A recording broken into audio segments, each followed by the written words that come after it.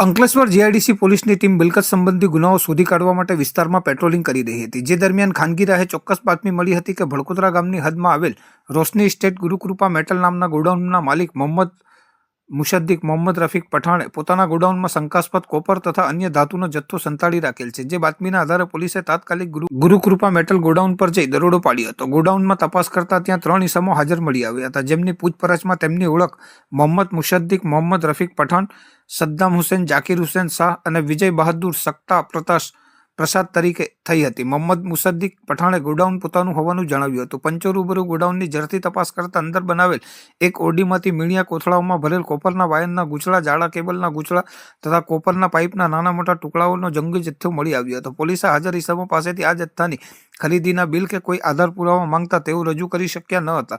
ત્યારબાદ ગોડાઉનમાં મૂકેલ ઇલેક્ટ્રિક વજન કાંટા પર શંકાસ્પદ જથ્થાનું વજન કરવામાં આવ્યું હતું। કોપરના વાયર, કેબલ અને પાઇપના બાર અલગ અલગ વસ્તુઓના કુલ વજન 293.650 કિલોગ્રામ થયું હતું, જેની કિંમત 900 પ્રતિ કિલોગ્રામ લેખે 2,64,285 ગણવામાં આવી હતી। આ ઉપરાંત કેબલ વાયરના ગૂંચળાઓનું વજન 6.900 કિલોગ્રામ થયું હતું, જેની કિંમત 462 ગણી કુલ મળીને શંકાસ્પદ કોપર તથા કેબલના જથ્થાની કુલ કિંમત 2,64,747 ગણવામાં આવી હતી।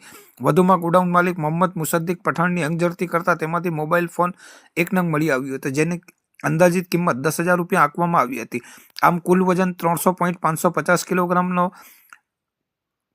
કે જેની આશરે કુલ કિંમત 2,74,747નો બિલ કે આધાર પુરાવા વગરનો શંકાસ્પદ મુદ્દામાલ પોલીસે BNSS કલમ 106 મુજબ કબજે કરી 3 ઇસમોની BNSS કલમ 35(1) મુજબ અટક કરી કાયદેસરની વધુ કાર્યવાહી હાથ ધરી હતી।